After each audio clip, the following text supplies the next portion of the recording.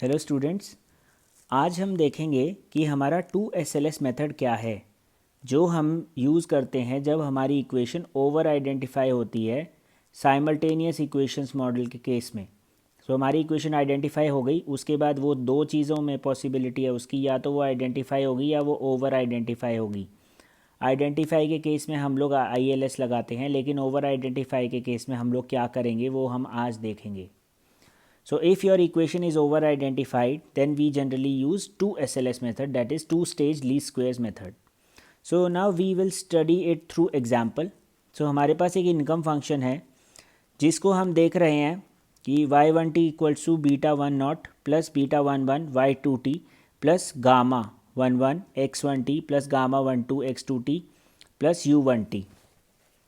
अब हमें हमारी कंडीशन से पता है that this is a under identified equation and nothing can be done about this, क्योंकि हमने देखा था कि हमारी अगर अंडर आइडेंटिफाई इक्वेशन होगी तो उस केस में it is not possible to find the estimators. But if the equation is over identified which is consumption function here, so उस केस में हम लोग क्या करेंगे। उस केस में अब हम सबसे पहले देखेंगे कि हमें एक ऐसा प्रॉक्सी y1 का ऐसा प्रॉक्सी ढूंढना है which is uncorrelated with y2, क्योंकि ये हमारी साइमल्टेनियस इक्वेशन की प्रॉब्लम होती है जिसके अंदर हमारे पास कोरिलेशन आता है y और u2 के बीच में। अब यहाँ पे जो प्रॉक्सी हम ढूंढेंगे that will be called as instrumental variable. IV is instrumental, IV is instrumental variable. Now what is the process of two stage least square is, सबसे पहले हम क्या करेंगे, हम y1t को सारे के सारे प्री डिटरमिन्ड वेरिएबल के ऊपर रिग्रेस करेंगे।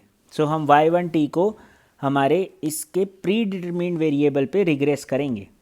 हमारे इस इक्वेशन में प्री डिटरमिन्ड वेरिएबल कितने हैं, दो, x1t और x2t।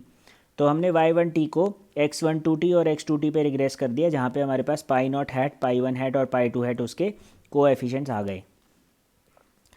अब हमें पता है कि ये वाला पार्ट क्या होता है, y1 हैट।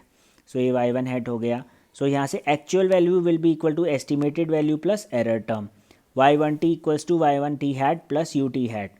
अब हमें यहाँ से पता है कि y1 हैट और ut हैट आर अनकोरिलेटेड, तो हमने ऐसा प्रॉक्सी वेरिएबल y1t इंट्रोड्यूस कर दिया, y1 इंट्रोड्यूस कर दिया जो कि अनकोरिलेटेड है yt से, ut से, एरर टर्म से। तो हमारा फर्स्ट स्टेप हो गया कि हमने इंट्रोड्यूस किया ऐसा इंस्ट्रूमेंटल वेरिएबल।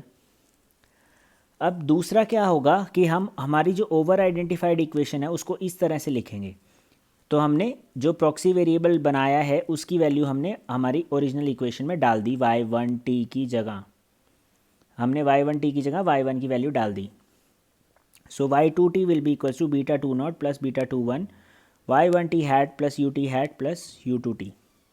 इसको सॉल्व करके हमारे पास इक्वेशन आ गई y beta two naught plus beta two one y1t hat plus ut star, इसको हम लिख रहे हैं ut स्टार।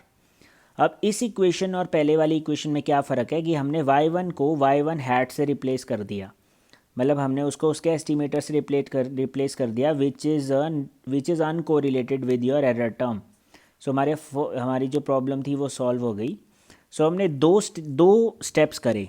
सबसे पहले हमने एक ऐसा इंस्ट्रूमेंटल वेरिएबल इंट्रोड्यूस किया, उसके बाद हमने ओवर आइडेंटिफाइड इक्वेशन की फॉर्म को चेंज किया जिससे हमारा जो कोरिलेशन था y और u के बीच में वो ख़त्म हो गया। अब हम इस इक्वेशन के ऊपर जो हमारी नई इक्वेशन आई है उसके ऊपर OLS लगा सकते हैं। बेसिक आइडिया क्या है 2SLS के पीछे कि जो स्टोकेस्टिक वेरिएबल है y1 उसके ऊपर से y2 का इन्फ्लुएंस हटाना है। इन्फ्लुएंस हटाने का मतलब क्या है कि उनको अनकोरिलेट करना है हमें, जो उनके बीच कोरिलेशन आ रहा है।